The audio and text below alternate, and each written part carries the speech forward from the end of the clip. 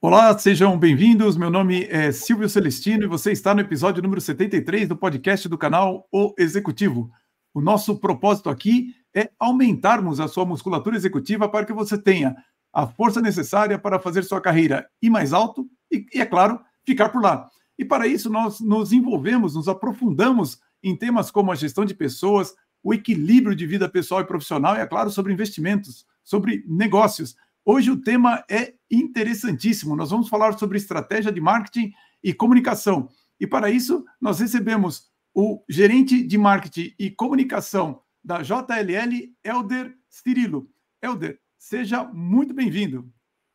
Olá, Silvio. Obrigado pelo convite. Vai ser um prazer aí bater um papo com você. Olha, Helder, e é interessante, né? Porque a gente se conheceu lá no WTC, no WTC Business, né? Eu nem comentei isso com você aqui na nossa pré-entrevista, mas eu acabei me associando lá. Porque o evento lá era aberto ao público e tal, aí eu conversei com o Arthur e tal, eu acabei entrando lá, achei que realmente fizeram uma proposta bem interessante. E você frequenta lá há muito tempo? A JLL é parceira do WTC. Sim. Tem um podcast em parceria com o WTC. Já realizamos alguns eventos lá no WTC, né? A primeira sede da JLL no Brasil, a sede anterior, foi no WTC. Então a gente tem uma relação aí já longínqua ali com eles. Já longínqua. Não, muito bacana. E eu queria começar falando um pouquinho sobre a sua trajetória, mas antes até da trajetória, falando um pouco sobre a sua formação, porque você tem uma formação em jornalismo pela Casper Libero e um MBA em gestão de mídias digitais e inteligência de negócios, né? E o que eu queria saber é como que essas disciplinas se articulam na sua cabeça, porque quão importante é para um jornalista ter uma visão integrada dessas disciplinas? Então, vamos lá. Acho que as disciplinas até são próximas, né? Diria que são irmãs, Sim. assim, mas a atividade profissional em si é bem distinta, né? Exato. Eu diria até que eu tive duas carreiras, assim, em uma, né? Então, durante 15 anos eu exerci a função de jornalista, né? Trabalhei como repórter aí, e depois disso eu migrei para a comunicação corporativa, né? Sim. Fiz Casper Libero, como você comentou. Então, assim, eu acho que quando me propus a ser jornalista, né? Quando eu queria ser repórter, eu tinha aquele afã de ser repórter e tudo mais. E eu tinha um checklist, assim, sabe? Eu queria cobrir uma Copa do Mundo, eu queria estar numa Olimpíadas, eu queria entrevistar meus ídolos. Eu tenho formação em Direito, também não concluí o curso, mas eu cursei Direito, então eu escrevi para publicações jurídicas, aproveitei essa bagagem que eu tinha. E eu ganhei um prêmio escrevendo matérias, escrevi o que eu queria. Assim, em determinado momento da minha vida, eu acho que esse checklist ali já tinha sido quase todo preenchido, sabe? Sim. Eu queria buscar novos desafios, acho que coincidiu também com uma etapa pessoal da minha vida também, né? Eu já tinha me tornado pai e tudo mais, então eu queria buscar coisas novas, né? Então, assim, acho que é comum, assim, né? Acho que conheço muitos colegas que migraram para outras funções, né? Acho que o jornalismo, se conhecer quantas redações existem, né? Se eu perguntar para você quantos jornais existem, né? Você consegue contar nos dedos, né? Então, se eu te perguntar quantas empresas existem com departamento de comunicação, aí é uma infinidade, né? Então, acabou sendo um processo natural, né? Então, eu passei a estudar, fiz esse MBA na SPM, né? Eu concorri a uma vaga na JLL na época ingressei como coordenador, né? Foi tudo muito rápido, assim, embora eu estivesse planejando isso, assim, foi... Meses depois eu já estava tudo aquilo que eu tinha construído, eu já estava construindo uma nova história aí na JLL, né? Hoje eu sou gerente aí, fiz muita coisa nesse período aí, nesses últimos 6 anos, mas eu vou deixar no decorrer da conversa aí para a gente explorar esse Não, claro. Eu acho interessante, porque eu também olhando a sua trajetória ali no LinkedIn, eu olhei, eu vi assim, né? Você fez um ciclo longo realmente no jornalismo. Eu me lembrou muito o fato de que quando eu estava na minha carreira anterior, que era na área de computação, também eu fiz um ciclo que eu fiquei muito, vamos dizer assim, satisfeito, assim, de ter feito tantas coisas, e chega uma hora que você, não sei, acho que você percebe que, olha, fui feliz aqui, Exato. Mas está na hora de procurar aquele lance de terminar um ciclo mesmo. E acho que é legal quando você percebe que você, assim, puxa, mas foi legal, assim, puxa, fiz tudo que eu queria, isso que você falou de entrevistar o ídolo e tal, posso imaginar que deve ter sido fantástico, porque o que me ocorre é exatamente isso, né? Porque você foi repórter na Gazeta Esportiva, né? Eu queria saber como que essa experiência, então, contribuiu para você se transformar no gerente de comunicação.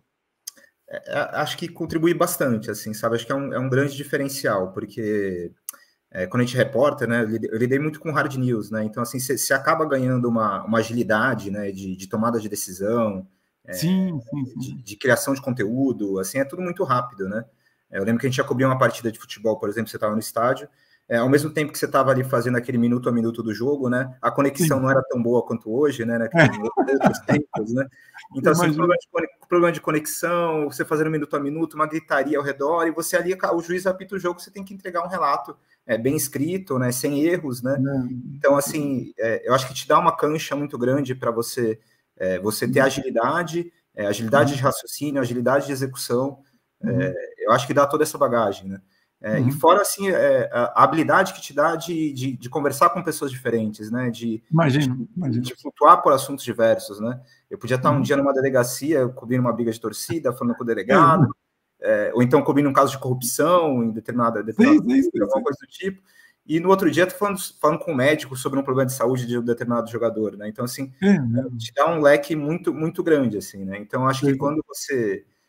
não que o mundo corporativo ele seja mais tranquilo, assim, mas assim, os projetos são mais duradouros, né? Acho que a tomada de decisões são a mais longo prazo, né? Então, eu acho que te dá uma cancha, assim, que quem não veio, quem não está habituado a trabalhar nesse ritmo, não tem, assim.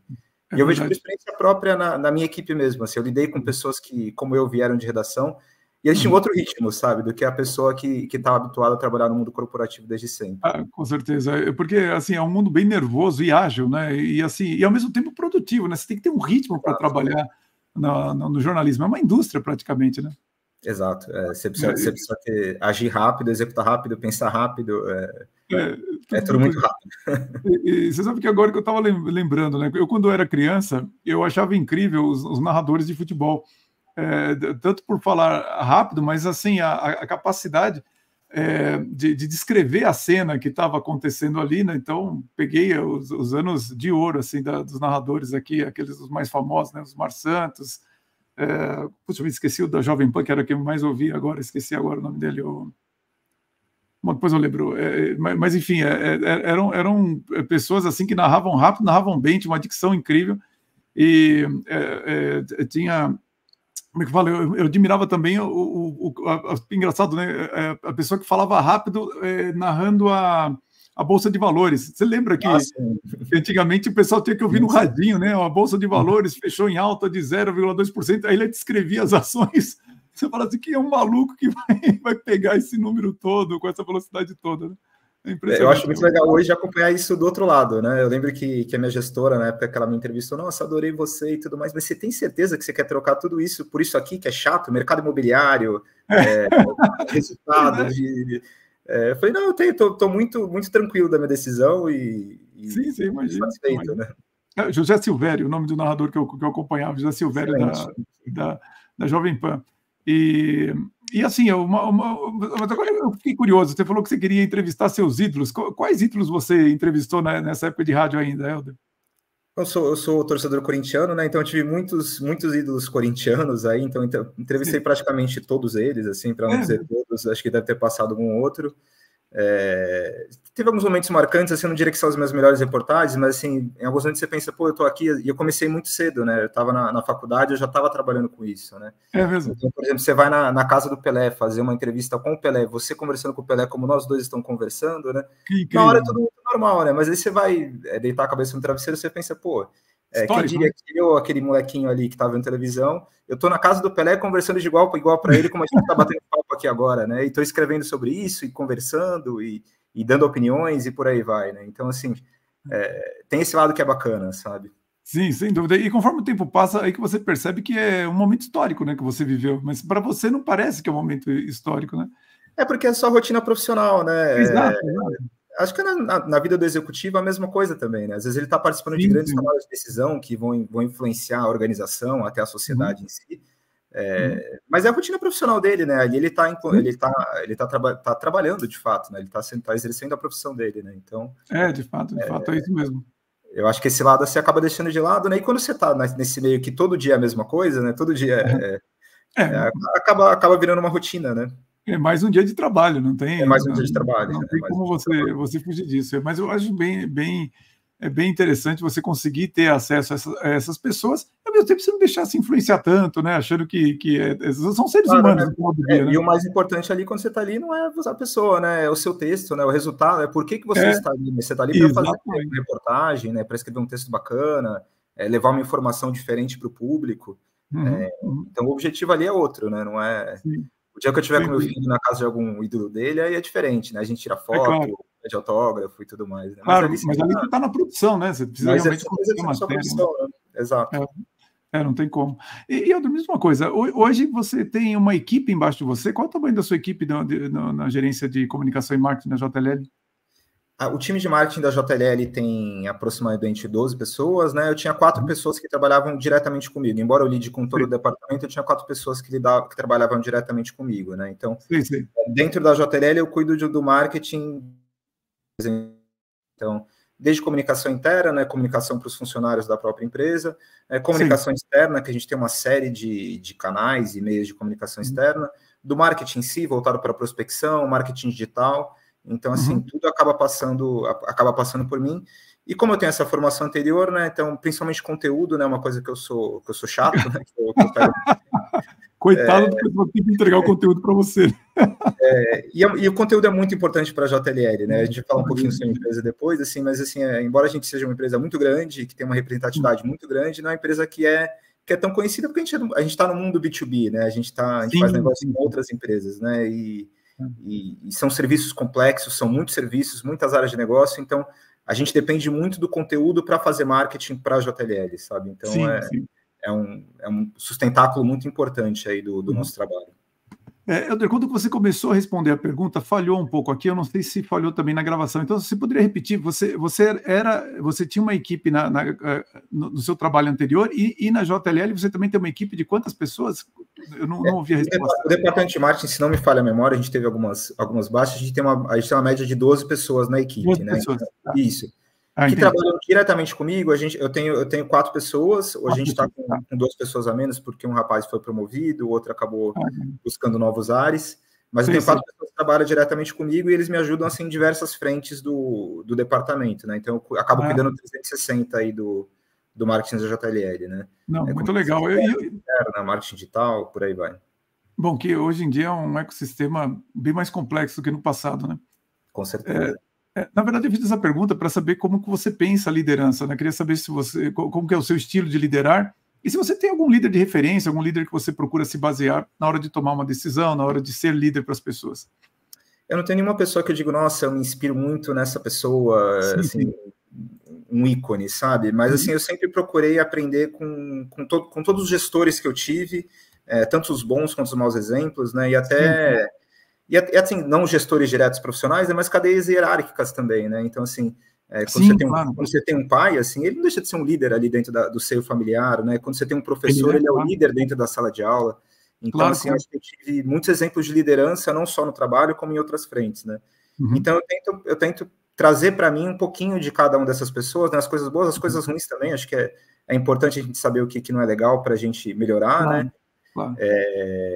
E enquanto líder, assim, a minha maior preocupação é tentar identificar o potencial de cada um, né, as habilidades de cada um, né, para aprimorar isso, identificar também o que a pessoa às vezes precisa corrigir, né, e tentar potencializar as virtudes de cada um, né, e entender também que as pessoas não são iguais, né. Então, às vezes eu estou trabalhando com, então, assim, a maneira que eu lido com um é diferente da maneira que eu lido com outro, porque as pessoas elas reagem a estímulos de maneira diferente, né? Exato.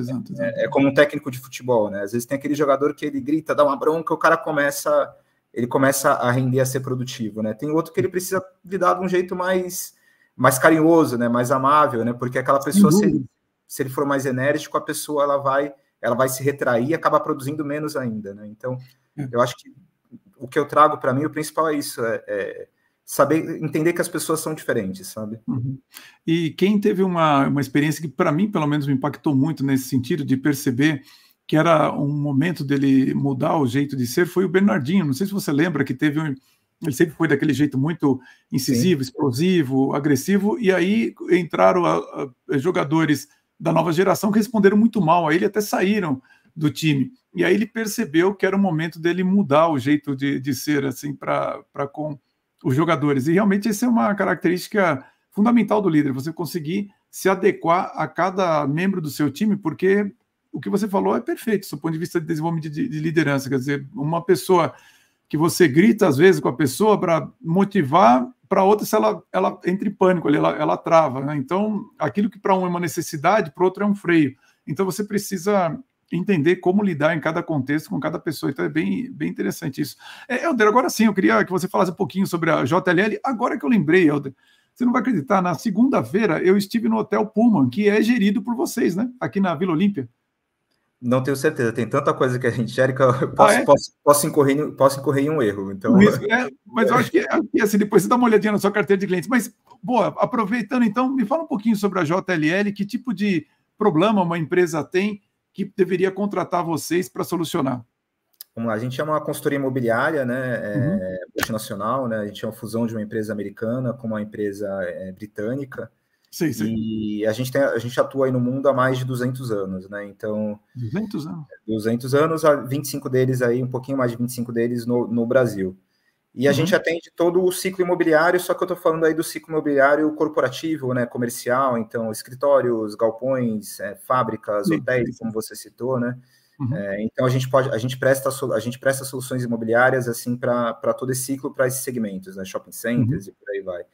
Então, assim, desde aqueles serviços mais tradicionais, né, que o público está mais acostumado aí no B2C, né, no residencial, né, então, assim, locação, então a gente faz locação de escritório, locação de galpões, vendas, investimentos, administração, né, gerenciamento de propriedades, então, assim, quando a gente pensa em grandes empreendimentos de São Paulo, muitos deles são administrados pela JLL, né, serviços de facilities, né, quando a gente está falando do gerenciamento dos espaços para as corporações, né, para as empresas, avaliação, consultoria, assim, é uma gama muito grande, então você imagina quanto é difícil fazer marketing para tudo isso, né? São muitas empresas dentro de uma, assim, são segmentos diferentes, então, assim, são públicos distintos, né, e muito nichado, né? Você falou que a empresa tem 200 anos, e quantos funcionários ela tem aqui no Brasil, e há quanto tempo ela está no Brasil? Nós temos 110 mil funcionários no mundo, nós temos no Brasil cerca de 1.000 funcionários, né? Então, atuando em todas essas frentes que eu citei, e mais algumas aí que minha memória pode ter falhado. Então, é bastante gente. É impressionante, realmente, é um contingente de pessoas gigantesco. E nós nos conhecemos, Helder, num evento lá no WTC Business, como eu falei no começo, que falava especificamente sobre o podcast, né? Entretanto, o que me chamou a atenção é que isso estava dentro de uma estratégia de vocês, de comunicação. Eu queria que você falasse um pouquinho, então, sobre isso, sobre qual a estratégia de comunicação de vocês, como você bem falou, né? Quer dizer, são vários meios de você chegar até as pessoas. É curioso, né? Muita gente não tem noção de que a comunicação B2B é diferente da comunicação, por exemplo, de varejo. E eu gostaria que você falasse exatamente sobre isso, né? No que ela difere, mas qual que é a estratégia de vocês? E aí sim, no final, me conta um pouquinho como que o podcast entrou dentro dessa sua estratégia de comunicação e marketing. Legal, vamos lá. Bom, primeiro todo mundo fala, quando fala de B2B, tem aquela frase que é chavão, né? Quando fala de B2B, né? Que por trás de todo o CNPJ tem um CPF. Então, CPF, bom mesmo. Isso é verdade, até é verdade, assim, quem toma a decisão são pessoas, assim, mas é diferente, assim, fazer marketing B2B do marketing B2C, né? Então, assim, eu, por exemplo, eu não tenho uma imagem, ainda mais se eu estou falando de serviços, né? Então, assim, se eu estou com esse celular aqui, eu estou fazendo alguma propaganda dele, eu mostro o celular, eu mostro as funcionalidades do celular e tudo mais, eu crio uma peça criativa. Quando eu estou falando de serviços, isso é diferente, né? É diferente. E quando eu estou falando do celular, todo mundo tem um celular, né? Então, assim... Sabe o que é, né? Eu estou falando de comunicação massiva, né? Eu estou falando de um marketing massivo, né? Então, assim, eu vou identificar o público que compra a Apple, o público que compra a Galaxy, eu fazer uma propaganda direcionada para esse tipo de público, só que é um público infinitamente maior do que o público que contrata a JLL, por exemplo, né? Sem dúvida, sem dúvida. Então, assim, a nossa comunicação, a nossa base é muito voltada em conteúdo, primeiro para chegar até essas pessoas, né? Os nossos serviços são complexos, muitos deles, então, assim, existe uma evangelização do mercado, das empresas, né? Então, a gente trabalha com muito conteúdo desde que eu entrei na JLL, sempre foi isso, assim, conteúdo de qualidade, né? É muito importante, né? Então, assim, a gente tem um departamento de pesquisa dentro da JLL, por exemplo, que trimestralmente a gente fornece números de mercado, né? tanto do mercado de escritórios, do mercado de galpões industrial, mercado de... Enfim, a gente faz alguns estudos pontuais de data center, por exemplo. E isso acaba servindo para a gente de base, assim, tanto para a gente, para a imprensa, né? A gente aparece com bastante frequência na imprensa, assim, então a gente teve um salto de exposição aí na partir da pandemia, né? Todo mundo queria saber, o escritório vai continuar, não vai continuar? Então, assim, o nosso assunto passou a ser interessante, né?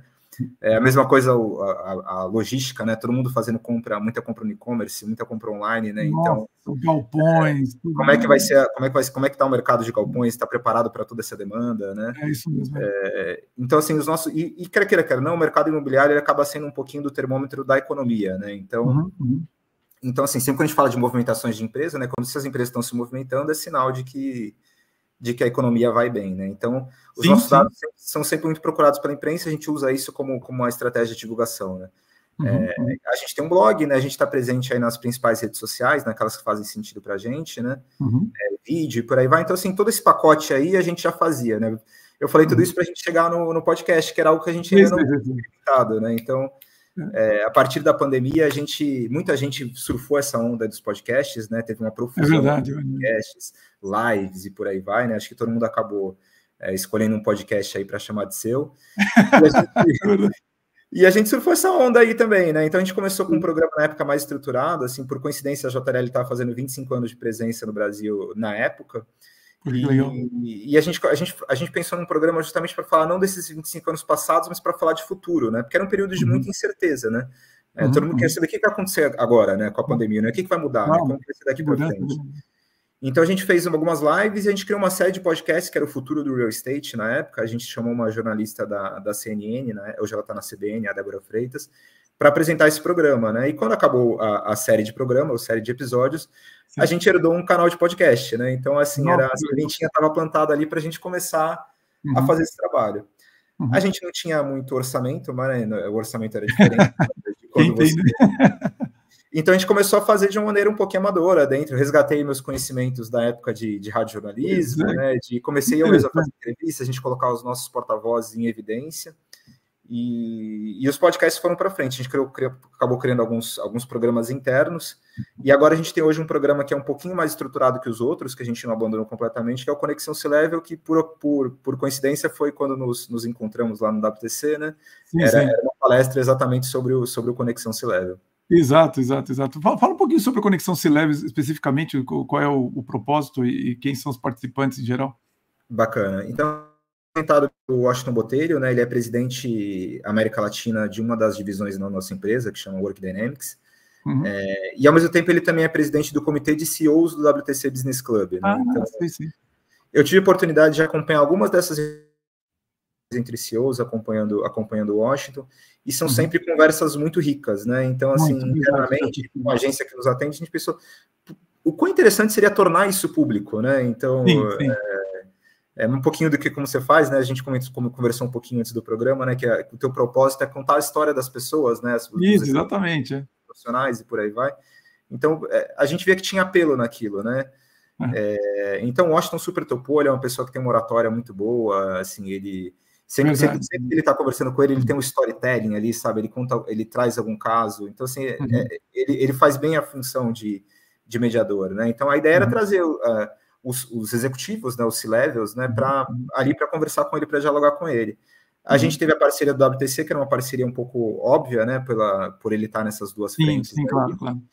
E a gente procurou um outro parceiro, que no caso foi a SPM, né, que nos cedeu o espaço para gravação, né, e trouxe também sempre um docente da instituição. Então, a gente tem sempre nos programas o Washington fazendo a mediação, um presidente de determinada empresa convidado, e ali um acadêmico da SPM, que é muito legal, que ele deixa o papo um pouquinho menos etéreo, sabe? Ele joga um pouquinho o papo pro chão, ele baixa um pouquinho para o chão, né? Porque ele lida com os alunos, com os estudantes. Então, claro.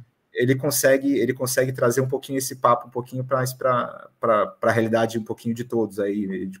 E tem dado certo, assim, a gente tem números bacanas. Os outros podcasts que a gente faz, a gente é podcast puro, né? Só áudio. No caso do Washington, não. A gente trabalha com câmera, a gente faz a gente faz uma edição, assim, é uma coisa mais trabalhada, é mais com uma cara de programa mesmo, sabe? Programa de TV, no caso. E vocês já fizeram quantos episódios do Conexão C-Level? Nós estamos na segunda temporada, né? Nós fizemos 4 episódios na primeira temporada. Já gravamos todos os outros 4 desta segunda temporada desse ano. Inclusive, um foi ao ar hoje. Se alguém tiver curiosidade, está lá no YouTube da JLL, no Spotify. Vou deixar um link aqui. Pode deixar que eu vou deixar um link para o pessoal. Foi ao ar hoje? Foi ao ar hoje. É um episódio que a gente gravou com o co-CEO da Dengo, o Túlio Landim, Dengo Chocolates, né? Que legal, legal. E lá a gente está falando sobre, e também com uma professora da SPM, e lá a gente está falando sobre como empresas e marcas se conectam, né?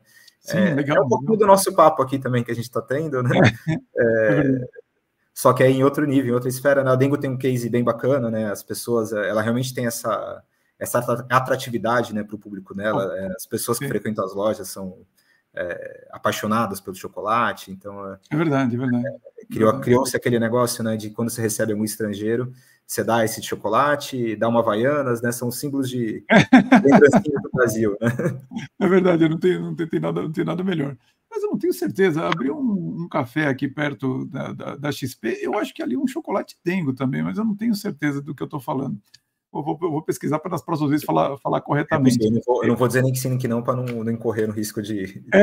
Exatamente como aqui, assim, só um pensamento que me veio, mas eu queria aproveitar o que você está falando, até para algum coach ou mentor que está nos ouvindo. Muitas vezes as pessoas me perguntam sobre essa questão de como que é o marketing B2B, né? E é impressionante como que você falou, é exatamente o que eu procuro explicar para as pessoas, que é um marketing que tem um foco no longo prazo, e você precisa aparecer para as pessoas como alguém que conhece muito, como um conselheiro a respeito das informações do mercado. Então, vocês podem ver, né, que o que o Helder está dizendo aqui bate exatamente com o que eu normalmente recomendo, e você tem sempre que ter uma visão de longo prazo, é uma semeadura que você vai ter que colher lá na frente, como toda colheita, você não pode parar de plantar, você tem que estar sempre colocando informações e tudo mais. Então, é muito bom ouvir isso de você. E entender até a tomada de decisão do contratante, né? É muito diferente você, enquanto pessoa física, quando você entra numa loja e vai comprar uma camisa, sabe?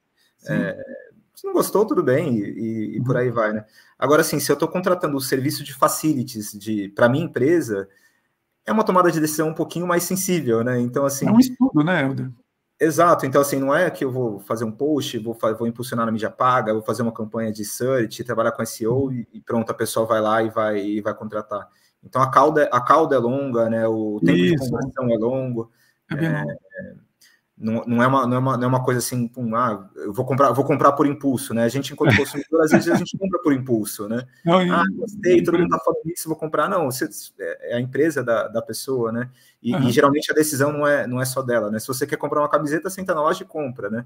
Se você quer mudar a sede da sua empresa de local, isso envolve mais gente, né? Envolve outros departamentos, envolve outras questões, envolve outros custos. Então, até por isso, assim, é um marketing mais difícil de fazer mesmo.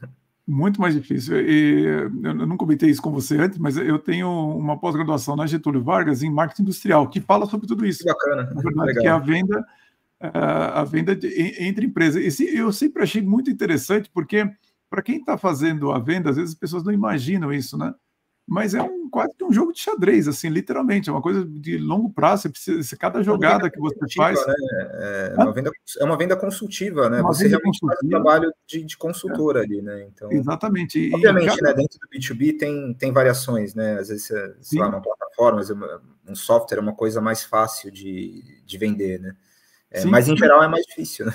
É mais difícil porque quase sempre não, sempre é uma promessa, é uma coisa que você vai entregar depois que você vendeu, você não tem nem, às vezes você não tem como mostrar como que vai ficar no final, por exemplo, vender serviço, alguma coisa assim, você fala, a promessa é essa aqui, então exige muita credibilidade das pessoas envolvidas e às vezes as negociações se alongam por anos para realmente você Falei aqui que é mais difícil, nós vamos me corrigir, né? Porque não que o B2C seja fácil, acho que o B2C é bem difícil também porque você está trabalhando com comunicação em massa, né? Claro. Você precisa de estudos, então, assim, é complexo também. Eu acho que a palavra certa é que é diferente, assim, não é... É diferente. Mas é outro negócio, o B2C, para ele vender no longo prazo, ele tem que fazer todo mês, né? Ele tem que fazer aquela quantidade de vendas. E o B2B, ele tem mais esse risco envolvido, porque como os ciclos de vendas são muito longos, assim, a margem de erro ela é um pouco menor, porque cada negócio que você perde, você sabe que o próximo vai acontecer. E a mensuração de resultado é diferente também, né? Então, no B2C é muito instantâneo ali, né? Você tem a venda do produto X, subiu, desceu, tal. No B2B é diferente, né? Então, assim, às vezes está prospectando determinada empresa, você vai fechar daqui a um ano, né? Então, você mensurar resultados de marketing é complexo também. É complexo, é complexo. E no caso de vocês, é um verdadeiro casamento, né? É entre vocês, entre a JLL e o cliente, né? A hora que fecha alguma coisa... Essa metáfora era muito usada por uma diretora nossa, ela sempre comenta que ela primeiro começa, ela flerta, depois ela começa a namorar com o cliente, até ela casar tem bastante tempo. Eu imagino. E, aliás, assim, quando você vê os desafios de uma pessoa como você, de um executivo como você, na posição de marketing, de estratégia de marketing e comunicação, quais são os principais desafios que você enfrenta? Acho que assim, a gente falou por alguns deles, a gente passeou por alguns deles aí, né, nessa questão aí do B2B, e acho que assim, esse da venda ser complexa, ser longa, acho que talvez seja o maior deles, né, e assim, no caso específico da JLL, né, o nosso público é muito nichado, né, então, como eu falei, dificilmente a pessoa vê um anúncio no Instagram e que legal, quero contratar vocês, vou ligar e vou contratar. Não é isso, né? Então, assim, por exemplo, a gente está começando a trabalhar agora com account-based marketing dentro do departamento, que era uma coisa que a gente não fazia, a gente até fazia, mas de maneira desestruturada, né? A gente quer estruturar um pouquinho mais esse trabalho, né? Então, assim, inverter o funil de prospecção, né? Em vez da gente prospectar de forma desorganizada acho que não é o termo, mas massiva, né? Então, assim, a gente define quais são as empresas que a gente quer atacar e fazer uma linha de prospecção mais adequada, né? E como você vê hoje o futuro da comunicação e do marketing, principalmente quando a gente pensa assim em tecnologias, né? Hoje, claro, quase todos os meus podcasts sou meio que obrigado a perguntar para os executivos sobre inteligência artificial, mas tecnologias em geral, né? Para quem vê como que funciona, por exemplo, agências de propaganda e tudo mais, você vê ao longo dessas últimas décadas uma transformação brutal do que elas faziam e tudo mais. Mas do lado seu, como que você vê o uso de tecnologia? O que está mudando na estratégia de marketing para as empresas, no caso para a JLL? Acho que a tecnologia é indissociável, assim, né? A gente fala de futuro, acho que a tecnologia vem logo a seguir, né? Você falou de inteligência artificial, isso acho que é uma coisa muito presente, acho, para todo mundo, né? Sim, sem dúvida. Eu acho que a gente ainda está numa fase assim muito exploratória, né, das potencialidades, das capacidades das ferramentas, né? Eu acho que assim tem muito, assim, a gente está no comecinho, a gente está, se for comparar com a internet, a gente está na internet de escada ainda, sabe? Aquela você tem a noite para pagar um pulso só, então assim, a gente está muito explorando, assim, a gente está no comecinho de tudo, assim, né? Você sabe que é interessante, né? Agora que eu lembrei, você estava falando que está no começo de tudo, e é verdade. Ontem eu passei por um problema aqui que eu falei, nossa, eu tenho que gravar o podcast, como é que eu vou fazer? Basicamente, o meu computador saiu da rede. Assim, todos os computadores estavam acessando a internet e o meu não. De uma hora para outra parou de acessar. E eu procurei olhar, falei, nossa, será que pifou a placa de rede? Deu algum problema e tal? Mas aí eu lembrei um pouco dos meus primórdios lá da área de computação e eu vi, bom, para quem está ouvindo aqui que é da área de informática, vai entender melhor o que estou fazendo. Saiu a conexão com o servidor de DNS, que é o servidor que faz a translação, né, a tradução do nome do domínio para os números, que é o endereço real de cada site, né? E aí, Helder, você não vai acreditar, eu lembrei do chat GPT e perguntei para ele assim, ó, todos os computadores aqui da minha rede, eu perguntei exatamente assim, olha, todos os computadores da minha rede estão acessando a internet, o meu parou de acessar, e eu acho que é um problema no servidor DNS. Eu tenho um Dell e falei assim, um Dell i7, como é que eu faço para analisar isso? E você não vai acreditar, ele me deu exatamente o passo a passo. Eu falei, caramba, e não é que estava certo mesmo. Ele falou, olha, a hora que ele mostrou ali e tal, como eu vim de programação Assembly, então prompt, essas coisas todas, para mim não foi um grande problema. Mas o que me chamou a atenção é o seguinte, que eu falei, putz, eu anteriormente ia ter que chamar um técnico, sei lá, ia ter que fazer um contrato de manutenção, alguma coisa nesse sentido. E aí eu falei, pô, mas o cara me deu um passo a passo tão simples ali de o que tinha que fazer, e realmente matou o problema, era aquilo ali que estava problemático. Então é interessante, porque é bem como que você falou, até para nós, a gente tem que lembrar que tem a IA que poderia ajudar a gente a resolver um problema que, de outro modo, eu sei lá quanto tempo demoraria para resolver, porque ela já era noite, já era, sei lá, umas 9 horas da noite quando aconteceu o problema, e eu falei, putz, como é que eu vou resolver isso até amanhã para fazer a gravação com o Helder, e ali resolveu, né? Então, tá nos primórdios, e a gente vai lembrar de usar, né? Para a gente poder realmente ver toda a potencialidade, né? Às vezes a gente usa para as coisas muito básicas, né? Eu traduzir um texto, vou reduzir, os nossos designers usam para auxiliar algum layout ou outro. Mas assim, é uma utilidade tão grande, né? E não só isso, né? Internet das coisas e tudo mais. Então, assim, acho que é um campo muito grande aí para ser explorado, né? Ser semeado. Sim. E acho que ninguém melhor do que a gente, assim, que é, entre aspas, leigo, né? Para falar, bom, me ajuda com isso, me ajuda com aquilo, eu tive uma ideia, vamos ver o que a IA fala, é muito interessante. Na área de marketing, eu estou vendo que realmente isso vai mexer muito em comunicação, vai ser uma coisa bem decisiva, na minha opinião.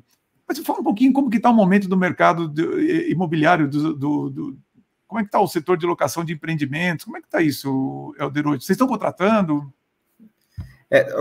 Acho que assim, o setor, a gente teve a pandemia, né? Então não vou falar especificamente do mercado de escritórios, né? Sim.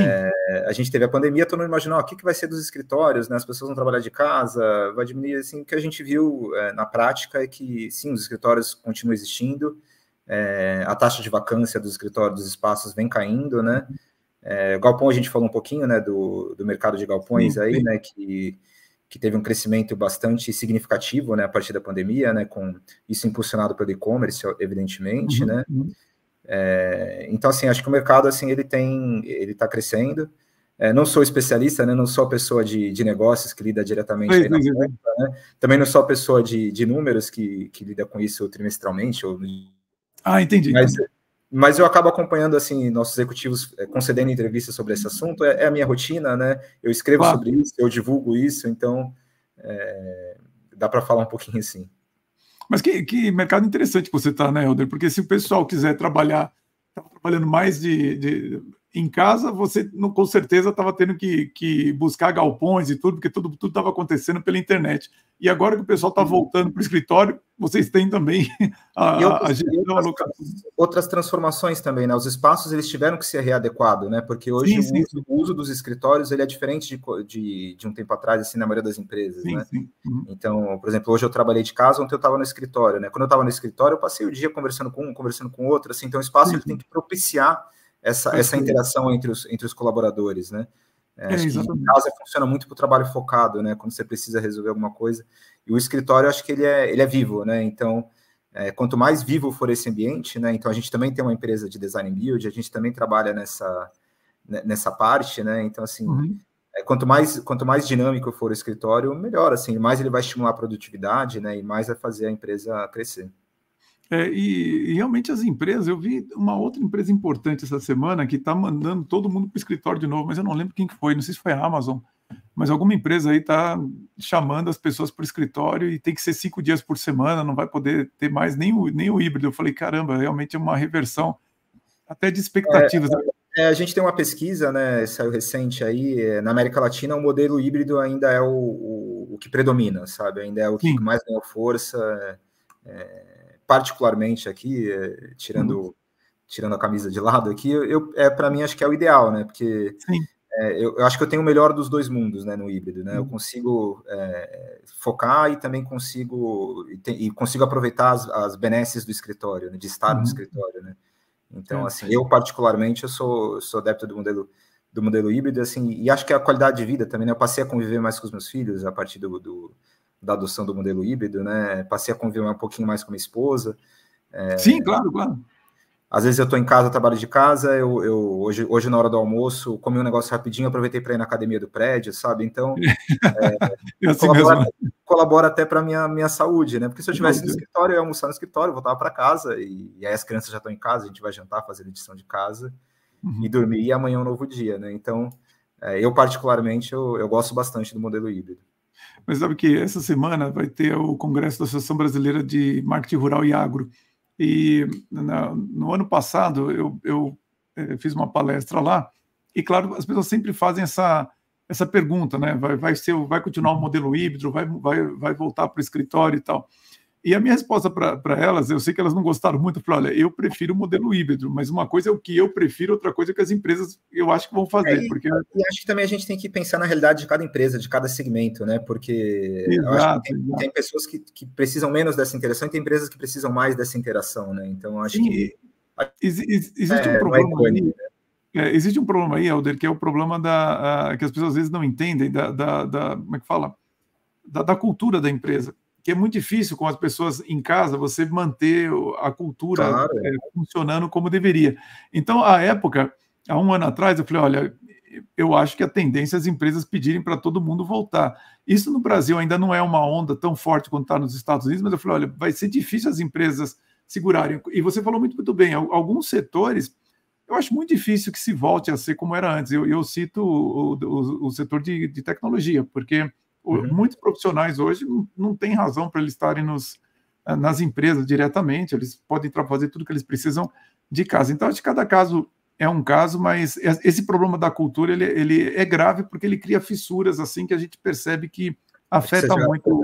Você já pode dar entrevista pela JLL e ser porta-voz da JLL, porque o que você fala é o que os nossos executivos falam, porque a cultura realmente traz um impacto, né? A gente sempre leva esse tema da cultura, né?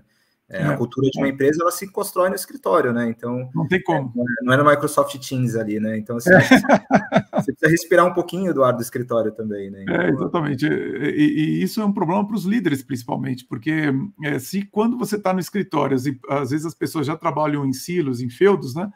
Quando está online, é pior ainda, porque a pessoa fica preocupada só com o trabalho dela e não se preocupa, por exemplo, com um colega do próprio departamento que está precisando de uma ajuda e tal, falando, já fiz a minha parte aqui, tchau, desliga o computador, não fique comunicado. Às vezes você resolve coisas muito mais rápido, né? Se eu estou com você citou o problema que você teve no seu computador, né? Então, se eu estou no escritório no computador, o TI fica ali atrás, né? Eu falo, pessoal, dá uma ajuda aqui, né? Não preciso nem para o GPT, né? Mais rápido eu levar lá para eles, eles resolvem.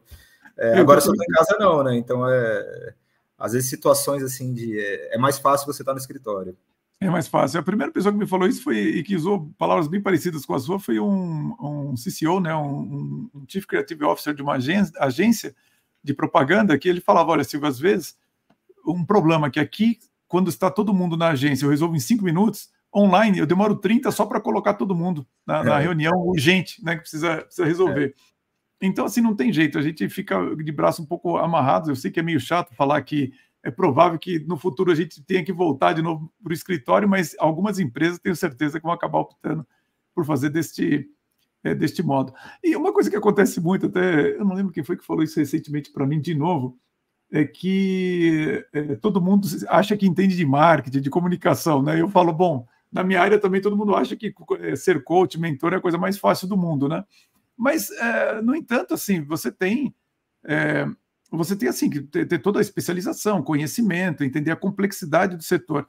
Para um executivo que não conhece nada de comunicação, ou que pensa que sabe, que orientação você daria? O que ele precisaria aprender? Uma dica de um livro, ou então um autor que você considere assim, poxa, acompanhe pelo menos o que diz essa pessoa, para quando você for apresentado a uma estratégia de comunicação, ou uma peça de marketing, você entender o que você deve avaliar. Qual seria a sua orientação? Eu acho que assim, esse executivo aí fictício, o primeiro passo ele já deu, né? Que é reconhecer que ele precisa saber, né? Que ele precisa ir atrás de conhecimento, né? Sim, sim. Acho que muitas vezes, erroneamente, o pessoal pensa, o que o marketing faz? Ele faz uma peça bonitinha e publica no Instagram, né? A gente está num verdade. A gente também consegue fazer, não, existe uma estratégia por trás de tudo, né? De cada ação de marketing, né? Uhum. Eu acho que assim, se a pessoa reconhece isso, acho que é um primeiro passo, né? Assim, se apoiar nos especialistas da sua equipe, né? Acho que os líderes, de maneira geral, eles têm um perfil muito generalista, né? Porque eles têm que lidar com diversas frentes da empresa, né? No caso do CEO, por exemplo, são com todas as frentes, né? Então ele está lidando com o financeiro ali, com o problema de recursos humanos, com marketing, então ele precisa saber um pouquinho de cada coisa, né? Então, eu no meu departamento também sou assim, né? Eu tenho um perfil mais generalista, mas se eu vou contratar uma ferramenta que vai impulsionar o trabalho dos nossos designers, eu tenho que saber a opinião dos meus designers, né? Que são quem estão ali no dia a dia, né? Então, eu acho assim, se essa pessoa ela tem um departamento de marketing assim, valorizá-lo, né, e ver a importância disso, né, não vou indicar, acho que um livro ou outro, porque tem uma infinidade, né, tem uma biblioteca grande, o acervo é imenso, assim, acho que não tem um guia pronto, né, tem o Kotler ali, né, que o pessoal corre aí, né, exato, para falar que não tem Bíblia, tem uma Bíblia. Mas, assim, é muito vasto o conhecimento, né, acho que mesmo os profissionais de marketing tem que ter uma atualização constante, né, agora há pouco a gente estava falando de de novas tecnologias, de inteligência artificial, de mudanças na rotina da profissão. Então, assim, acho que o conhecimento está disponível para todo mundo aí, né? Todo mundo tem internet, tem IA, tem acesso a tudo, tem... Enfim, acho que ir atrás, né, saber um pouquinho, assim, porque até como generalista é bom você se informar sobre cada uma das vertentes. Por sorte, a maioria dos gestores, todos os gestores que eu tive, eles têm esse conhecimento, assim, então, nesse lado, assim, eu tô bem servido, tanto na JLL quanto nos locais que eu passei. Sim, sim, é bom. Na verdade, né, eu acho que hoje nenhuma área da empresa a gente pode dizer que é simples, né? Todas elas adquiriram muita profundidade, e em cada área, assim, a pessoa que está envolvida precisa realmente conhecer o que é o melhor que está sendo utilizado no mundo, fazer benchmarks, né, para saber se está aplicando aquilo que é o mais recente, senão realmente não tem como saber. E respeitar exatamente isso que você falou, né? Respeitar que, olha, existem profissionais que estudam isso, estão na área há muito tempo, e que são mais capacitados do que você para ver o que é o melhor a fazer, né? E, poxa, eu queria, agora estamos indo quase para o final aqui da nossa entrevista, mas o que me chamou a atenção, Helder, é justamente quando você falou que você saiu, né, da área do jornalismo, que é um pouco mais agitado, para essa área de comunicação e marketing, estratégia e tudo mais, você como executivo.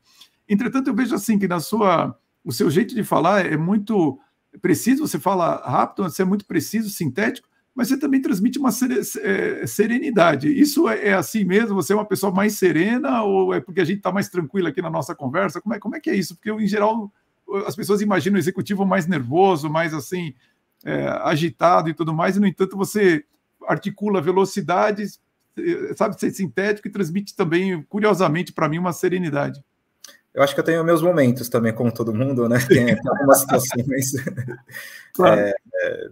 Teve uma vez que, por exemplo, estava trabalhando do quarto, assim, minha esposa foi buscar meus filhos, e aí eu saí do quarto e eles ficaram impressionados, assim, nossa, o papai estava brigando, sabe? Mas assim, na maior parte do tempo, 90% do tempo, eu sou uma pessoa muito, muito calma, muito tranquila. Eu posso estar borbulhando por dentro, mas eu sou uma pessoa serena 90% das vezes, até em situações um pouquinho mais tensas. É verdade. Você sabe que o meu estilo também é um pouco mais fleumático de ser, né? E eu percebi em algumas situações que isso irrita profundamente algumas pessoas. Que você, assim, olha, claro, meu sangue também sobe, mas assim como você também, eu seguro bem a onda e tal, e que algumas pessoas querem ver você ali, ficar ajeitado e tal, e partir para cima, e você fica ali procurando manter uma certa elegância, e isso acaba irritando mais a pessoa do que se você explodisse. É que eu acho assim, quando você... existe uma discussão desse tipo, assim, o intuito sempre é a resolução de um problema, né? Por que a gente chegou num ponto? Qual que é a maneira mais simples de eu resolver um problema? Então, vamos ser objetivo, né? Vamos focar numa resolução, né? Em algo que fique a contento para os dois lados, né? E pensar sempre, se eu estou trabalhando na JLL hoje, pensar na solução que seja mais produtiva possível para a JLL e por aí mais. Não, e ainda no meu caso, como eu estudo muito e tenho que formar líderes, é mais importante ainda, porque eu procuro explicar para as pessoas que a emoção mais produtiva que existe, ao contrário do que muita gente imagina, é a serenidade, porque quando as pessoas estão serenas, elas conseguem ouvir melhor e, portanto, entender melhor aquilo que você deseja. Então, é claro que às vezes está pressionado por tempo, valores, um contexto um pouco mais crítico, a tendência é você subir um pouco mais a voz, enfim, ficar um pouco mais agitado, mas na medida do possível, quanto mais você se controlar, é melhor. E como falamos, na sociedade existe todo tipo de gente, né? Tem gente que é mais esquentada, tem gente que é... E assim, elas estão em todos... Tem gente que é mais serena, tem gente que é mais... Existem todos os perfis, né? Dentro de uma empresa, você vai trabalhar com pessoas, né? Então, assim, pessoas de diferentes características, perfis, vontades, né? E a conjunção de todas elas, eu acho que é produtiva, né? Se todo mundo tivesse um perfil padrão, né? Não seria muito chato, né? Além de ser muito chato, acho que não é produtivo, né? Não vou extrair o que é o melhor do Silvio, o que é o melhor do Helder, e por aí vai, né? Não tem condições, tem razão. Tem que realmente ter uma certa mistura, senão fica difícil, né? De ver várias perspectivas, e, enfim, formas diferentes de falar, de agir. E já estamos indo para o nosso final, vou aproveitar até esse momento aqui para convidar as pessoas que estão nos assistindo para se inscrever no nosso canal. Daqui a pouco eu vou gravar a Conversa Controversa com o Helder. Nessa Conversa Controversa a gente resolveu falar um pouquinho sobre as novas gerações, quais são as dificuldades tanto de gestão como de comportamento. E para você que não conhece, o Conversa Controversa é uma sessão nossa reservada para os assinantes, link aqui embaixo, onde a gente procura falar sobre certos temas que nós preferimos não deixar na plataforma aberta. E, então, fica o meu convite para você assinar. Aliás, Helder, se você me permite, eu posso deixar o seu LinkedIn aqui embaixo também, para quem quiser te contactar? Com certeza, fique à vontade. Então tá legal, vou deixar então o seu LinkedIn, o site da JLL e também do C-Level Connection, falei certo ou não? Conexão C-Level. Conexão C-Level. No site, a gente falou um pouquinho dos relatórios, né, de inteligência de mercado e tudo mais. No site da JLL, todos esses relatórios a gente tem mapeado lá, então quem se interessar um pouquinho mais sobre o mercado imobiliário vai ter acesso. Excelente, vai ficar tudo aqui embaixo, viu, pessoal? Então fica mais uma vez o meu convite para você se inscrever no nosso canal, link aqui embaixo. Helder, a minha última pergunta é justamente a respeito das novas gerações, né? Um jovem que hoje está ouvindo você falar, uma carreira tão interessante assim, de alguém que já foi jornalista, conseguiu entrevistar ídolos, depois passou para o mundo executivo em um outro momento de carreira. Que orientação você daria para um jovem para fazer uma carreira como a sua? Uma carreira como a minha, eu não sei se eu indico que a minha carreira é muito sui generis, né? Então, assim... São duas carreiras. Uma carreira singular, né? Então... São duas carreiras, né? Acho que para quem se interessa aí pelo lado do jornalismo, boa sorte, porque é uma carreira complicada, né?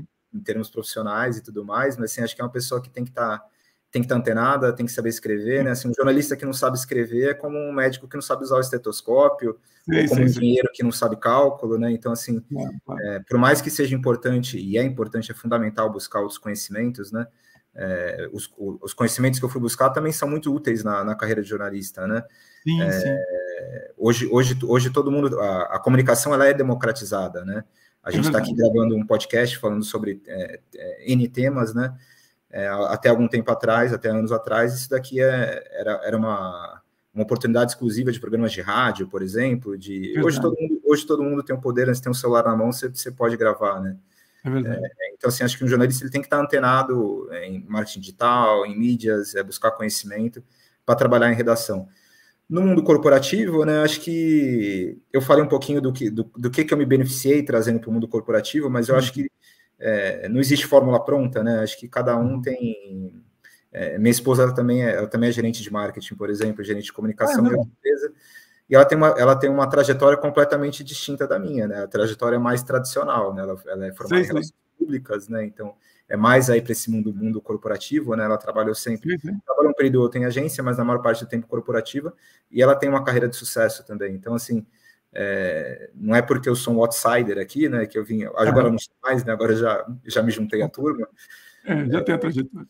Que precisa dessa forma, né? Mas que assim, seja uma profissão, seja outra, assim, acho que o principal é buscar conhecimento contínuo, né? Aprendizado contínuo, né? Porque o mundo está se transformando muito rápido, né? A gente falou de algumas coisas aqui que aconteceram de uns anos para cá, né?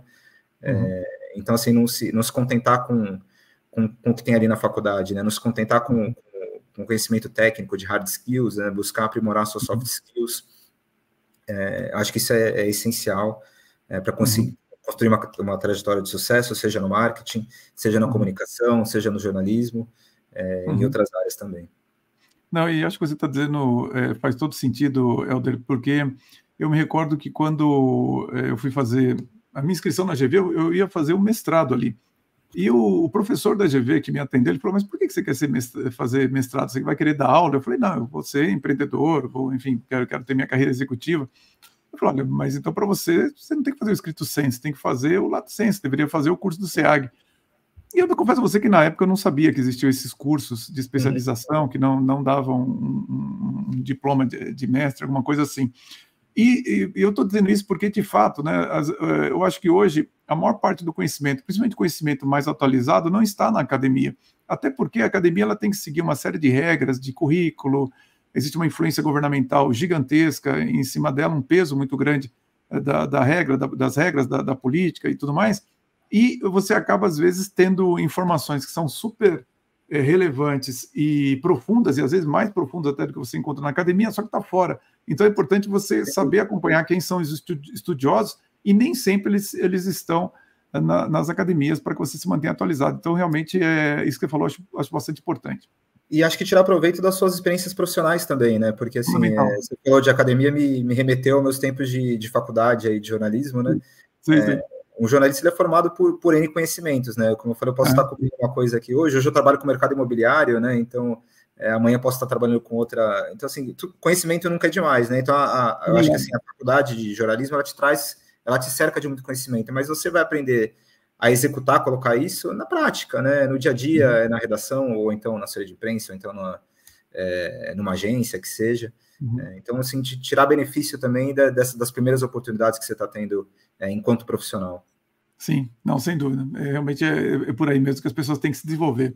Helder, chegamos ao final aqui do nosso podcast. Eu queria agradecer muito a sua presença, o seu conhecimento, o bate-papo que nós tivemos aqui. Eu tenho certeza que foi muito enriquecedor para quem acompanhou a gente até agora. E muito obrigado pela sua participação aqui no nosso podcast do canal O Executivo. Eu que agradeço, Silvio, foi uma delícia, aí passou rápido. Eu geralmente estou acostumado a fazer perguntas e não a responder perguntas. Então foi muito bacana, agradeço pela oportunidade aí, sucesso na sequência do programa. Ok, muito obrigado. E agora a gente vai gravar o Conversa Controversa, como eu falei para vocês, link aqui embaixo para você se inscrever.